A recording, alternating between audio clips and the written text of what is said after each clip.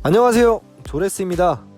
이번 영상에선 퍼거슨이 떠난 후부터 지금까지 계속 하락세를 보이는 맨유의 가장 큰 문제점이 뭔지 함께 알아보겠습니다.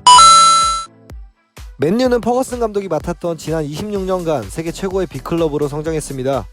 그 세월이 무상하게도 현재 맨유는 정말 최악의 모습을 보이고 있는데요. 퍼거슨이 떠난 후 5시즌 만에 총 1조 6천억을 선수 영입에 투자했지만 그 값어치를 제대로 한 선수는 없었고, 부임했던 감독들 역시 모두 구단과 불화를 일으키며 팀을 떠났습니다. 무리뉴가 떠나고 급하게 팀의 레전드인 솔샤르가 임시 감독으로 오면서 좋은 모습을 보였고, 비교적 빠른 시간에 정식 감독으로 임명됐습니다.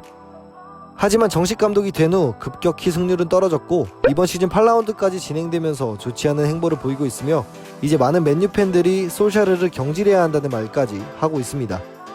그럼 솔샤르 감독만의 문제가 아닌 맨체스터 유나이티드가 이렇게 하는 일마다 실패하고 있는 이유가 뭔지 가장 큰 문제점을 3가지로 나눠서 알아보겠습니다.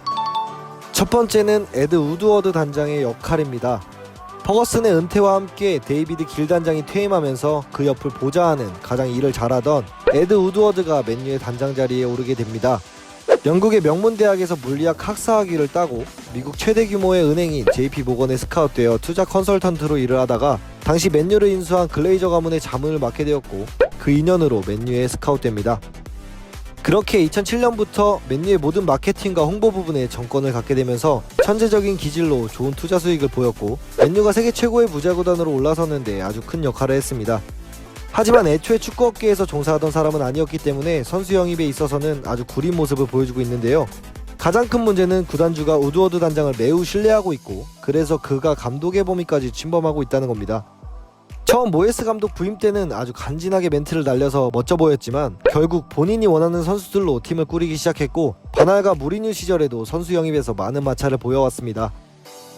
그러면서 맨유 팬들의 분노가 머리끝까지 차오를 때쯤 팀의 레전드인 솔샤르를 감독으로 부임하면서 팬들의 분노를 잠재우려는 게 보였고, 솔샤르 역시 선수 영입에 있어서 정권을 갖지 못합니다.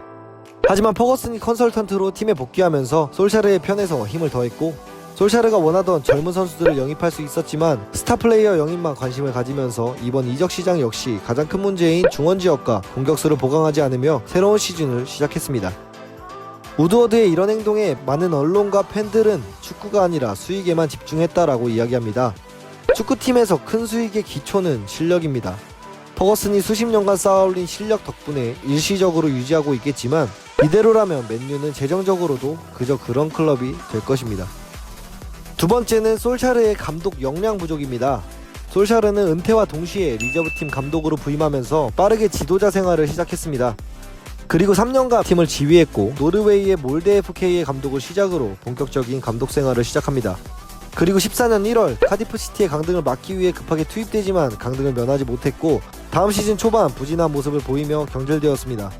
그리고 다시 몰데 FK의 감독으로 복귀했고, 안정적인 운영을 하면서 좋은 모습을 보였습니다. 그렇게 맨유의 감독으로 오게 되었는데, 이전의 감독 생활 중 크게 좋은 능력을 보여준 건 없었고, 빅클럽을 이끌 만큼의 업적은 쌓지 못했기 때문에 맨유는 도박을 건 셈입니다. 처음엔 많은 팬들이 레전드의 복귀에 환영했지만 초라한 성적과 운영을 보이면서 그 환영은 오래가지 못했습니다. 그리고 빅6의 감독들과 비교해봐도 감독으로서 보여준 역량이 차이가 많이 납니다. 펩과 클롭, 포체티노는 현재 세계 최고의 명장으로 인정받고 있고, 에메리는 발렌시아, 세비야, 파리 생제르맹 등 빅클럽에서 많은 경력을 가지고 있는 감독이고, 지난 시즌 아스날을 유로파 결승에 올려놓은 감독입니다. 이들에 비해 솔샤르는 초라한 감독 경력을 가지고 있고, 팀의 레전드라는 이유만으로는 모든 팬들을 만족시킬 수는 없습니다. 임시감독 시절엔 뛰어난 용병술과 퍼거슨을 연상케 하는 직선적인 공격 축구로 무리뉴의 답답한 전술에 지쳐있던 팬들의 마음을 샀지만, 이번 시즌 같은 감독이 맞나 싶을 정도로 답답한 대처술과 투박한 수비 전술로 한계를 보여주고 있습니다. 그리고 솔샤르는 젊은 선수들을 영입해 팀의 리빌딩을 원하고 있는데, 우드워드 단장은 여전히 스타 플레이어 영입에 욕심을 버리지 못하고 있고, 수뇌부와 의견 마찰이 조금씩 생기면서 원하는 대로 팀을 운영하지 못하고 있습니다.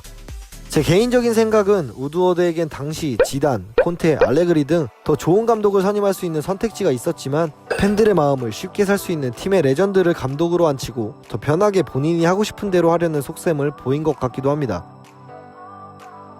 세 번째는 선수들의 정신과 역량의 한계입니다. 무리뉴 감독 때부터 선수들과 감독의 마찰이 일어나기 시작했습니다. 무리뉴는 워낙 기강을 빡세게 잡는 스타일이기 때문에 이전에도 몇몇 사례가 있었지만 다른 구단은 믿고 지지해준 것과 다르게 맨유는 선수들의 손을 들어줬습니다. 퍼거슨 감독 시절엔 이런 일이 없었습니다. 팀 내 최고의 스타이던 베컴이 말을 안 듣기 시작하자 바로 내쳐버렸고, 선수들 면전 앞에 대고 호통을 치는 일명 헤어드라이어 호통은 축구계의 전설로 기록됩니다. 퍼거슨 시절의 맨유는 엄청난 포스를 풍기고 터프한 플레이를 하면서 경기력이 좋지 않을 때에도 선수들의 사기는 떨어져 보이지 않았습니다. 하지만 박지성 선수가 언급한 것처럼 현재 스쿼드엔 맨유의 팀 스피릿을 가진 선수가 없습니다.